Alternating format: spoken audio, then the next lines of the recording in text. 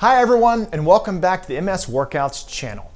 In today's video, we're going to continue our work on improving your mobility through active engagement of the central nervous system by helping you strength train your hip flexors. But before we begin, I'm really excited to announce that our steadypace in-house trainer, Jacqueline, will be going live on our YouTube channel this Thursday, June 15th at 11 a.m. US Central Time or 12 p.m. US Eastern Time. She will be leading you all through a special live exercise class on improving your hip flexor strength here on the YouTube channel. So make sure that you have the notifications turned on so you can be notified whenever she goes live. You can also subscribe to our newsletter so that we can email you direct links to our class whenever she goes live as well. Now, let's go ahead and switch gears into this week's video where I'm going to show you how to get those legs to lift higher than ever before. Let's get started.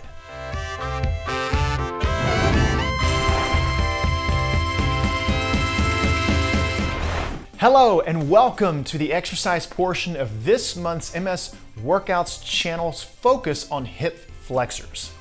Today we're going to execute two exercises. One's going to be bilateral, one's going to be isolated to one side or the other, okay?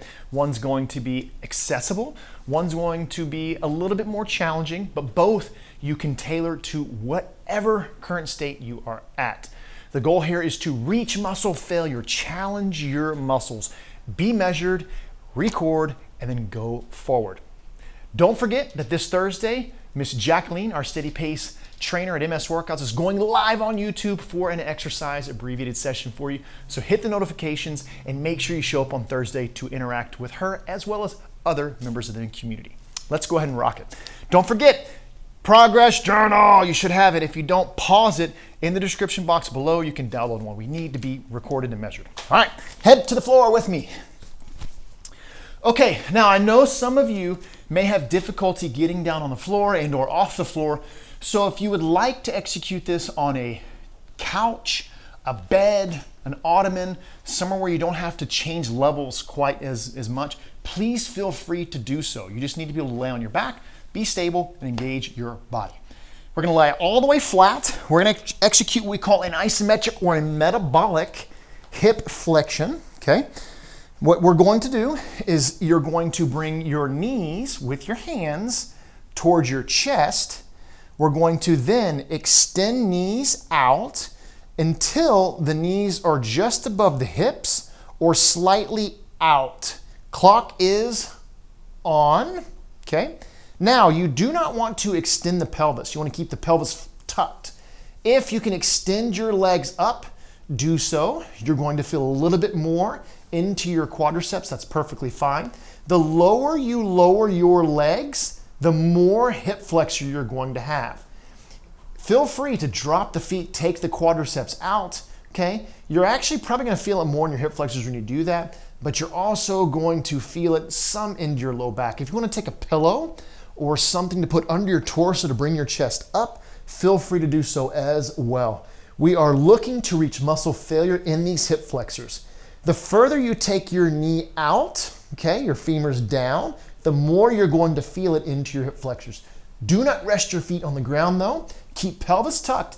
And when you get to the point where you can no longer hold your legs up in this position with your hip flexors engaged, you disengage. Take the feet to the ground, notate the time on the clock that's above me, and then jump back in and just continue to give your best effort and stay engaged as long as you can for the remainder of the 90 seconds. We're already in what we call the exhaust range, the final 30 seconds. And really and truly, this is where we should reach muscle failure. Whew, there it is. I'm starting to feel in my low back.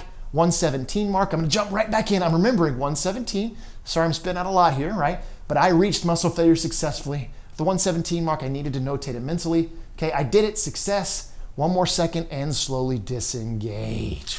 Whew, all right, gonna sit up, follow me back to the starting position. Okay, so I reached muscle failure at 117. So I'm going to, on my trusty progress journal, where I have hip flexor metabolic set, write 117. Body weight was the color band of resistance, right? I didn't use any resistance. I'm gonna write okay for the outcome because I reached muscle failure and I do not need to increase the difficulty. And I'm gonna write a circle the smiley face over here because I felt good about that. I reached muscle failure, I challenged my hip flexors, And now it's time to head to that second exercise. Follow me to the chair.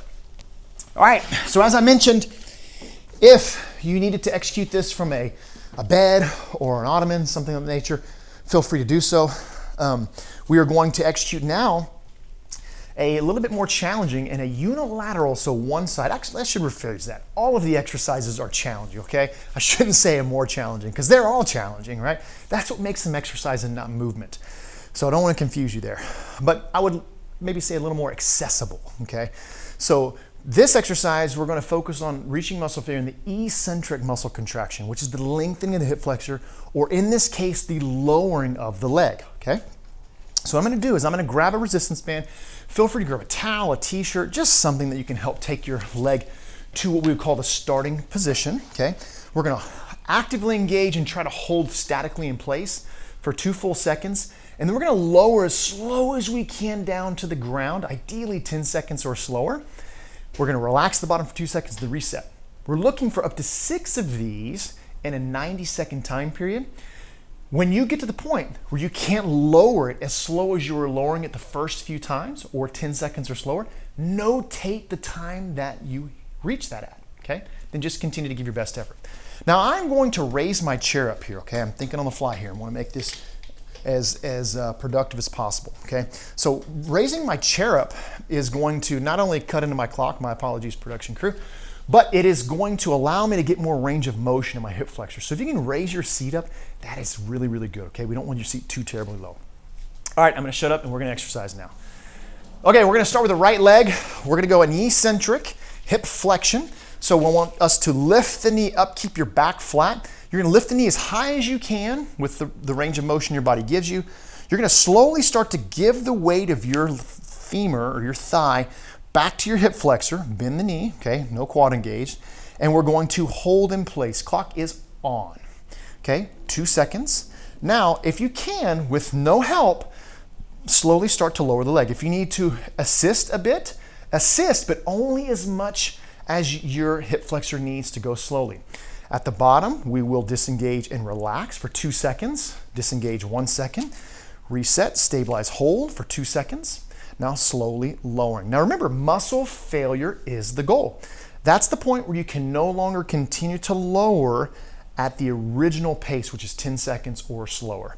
Relax completely for 2, 1, reset, stabilize, hold for 2 seconds, 1 second, now slowly lowering. If you need more difficulty because you know you can lower all 6 of these at 10 seconds or slower with controlled pace and tempo, then add resistance. Relax for 2, add difficulty, right? 1, heading all the way up. Stabilize, hold for 2 seconds, 1 second, slowly lowering. The way you would do that is load the end of your femur or your thigh. You could even push with your hand. Keep it slow, only give enough pressure to feel it deeper into the hip flexor. For 2, 1, and relax. We're in that exhaust range, going past the 115 mark with this next effort. Holding here for 2, 1, slowly lower. Keep your posture. I know you're fatigued at this point, right? You may already be losing form, tempo, pace. Make sure you've notated the time. At the bottom, we're gonna relax. 1 more here, final effort. And remind yourself why we are doing this, right? Stabilize and hold for 2. We want increased mobility, the ability to go up the stairs, heading down, right? Increased daily activities, function, all for a purpose, right? For 3, 2, and 1. Whew, disengage. Oh, goodness gracious. Okay, so finish the exercise set on the right side. Eccentric set, that was my right leg. So hip flexor, eccentric, right leg, body weight.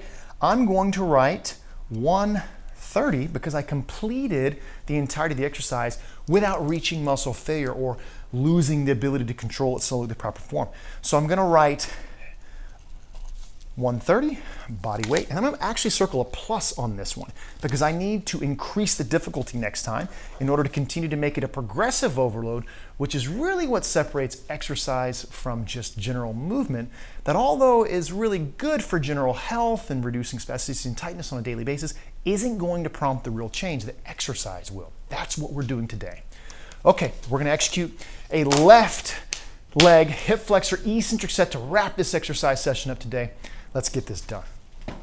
Okay, as I mentioned, use either a towel, a band, just something to help assist you to the starting position. We are fatigued at this point. You should be. We're exercising. Just remind yourself that all you have to do is give your best effort, and this is going to positively affect right? Your daily ability function, ADLs, you name it. All right, here we go. Following the starting position, stabilize and hold at the top for 2 seconds. Clock is on. 1 second. Now slowly lowering. Now I know that I can lower for 10 seconds or slower without the band, so I'm not going to use it on this particular set. If you need to continue to use the band to assist yourself either on the lowering and or on the lifting, relax for 2. I want you to help on the lifting rather, okay? We want to save the concentric effort, hold here for 2. But on the lowering, if you still need to use it, initiate movement down slowly, please feel free to use it, right? Because we're just simply looking to meet your body where it's at, specifically the hip flexor here, and challenge it in a safe and measured manner. Relax at bottom for 2. Remember, muscle failure is the goal. That's gonna be the point. Hold at the top. I'm gonna add a little pressure. That's gonna be the point where you can no longer lower it 10 seconds slower with proper form. We're heading down, breathing freely, already feeling the hip flexor light up. And by adding that manual resistance onto my knee, it's not quite as measured as having an exact weight on there, but it's going to allow me to actively gauge higher and at a greater neuromuscular level. And if you don't have any dumbbells or weights, it's a really good way, initiate movement down slowly, to add that increased difficulty that's needed to truly continue to prompt the results. Going past the 60-second mark here, you're doing it. Just give your best effort. Relax for 2. We're in the final 30 seconds. No more than 2 efforts here. Holding at the top, a little pressure. I'm only putting enough pressure to feel myself engage. Slowly lower. I'm not putting enough pressure to make it go anywhere or go quick, right? I'm just easing into it and pushing into like a brick wall, basically. Slowing the way down. Whoo, it's burning. It makes a big difference by adding that resistance on this exercise set. Relax. Going past the 130 mark with this effort here. Pressure for 2 seconds. Look at that shake, right? Slowing the way down. That's that neuromuscular system being stressed, right? Being overloaded in a positive manner. And with shorter volume, not as high volume and not as high duration, so you don't get an exacerbated central nervous system, which we don't want living with a neuromuscular disease. Relax. Whew. Okay, so I completed it. I even added a little bit of what I would call manual resistance. So I'm gonna notate that, okay? So left leg, 130. I'm gonna put body weight plus, I'm gonna write MR. It stands for manual resistance. I know what that means, okay? So I know that manual resistance and my body weight is not enough. So I need more. I'm gonna circle the plus, I'm gonna circle the happy face, so that I am measured and I know exactly what the outcome of this exercise set was. So when I go to reapply this, which you should this month, okay, while we focus on hip flexors, do this anywhere from 1 to 3 times a week, okay? Now, in the succeeding weeks, we're gonna talk about active rest, stretching, a handful of other things that are gonna help your tool belt truly be full so that you know how to attack improving your hip flexor strength on a weekly basis. As I mentioned at the top of the video, do not miss out on Thursday. Jacqueline, our Steady Pace live trainer, she does live exercise classes for our msworkouts.com community, our subscribers. She's jumping on this YouTube channel live, okay, or our YouTube channel live on Thursday to execute an exercise session with you. There's gonna be individuals from the MS Workouts community, there's gonna be individuals from our social media on, so please join us so that you can get the most out of improving your hip flexor strength. If you haven't turned on notifications, please do so. If you like this video, like it. Leave us a comment, okay? We'd like to engage with you and help you in any way that we possibly can. Until next week, focus on giving your best effort, be measured, know that every second that you put forth in improving your strength will directly impact your health positively. I'll see you next week. Our YouTube channel is a great place to start gaining strength, but if you want to get serious about reducing your symptoms and getting results, then you need to be on a weekly structured strength training program with other individuals just like you. And that's exactly what we offer at MS Workouts through our membership. Click the link in the video or below the video to learn how our membership can help you achieve your goals. And while you're on the website, make sure you sign up for the no-cost 7-day strength camp so you can experience how we can help you do the things that you love to do with more confidence. See you all next week.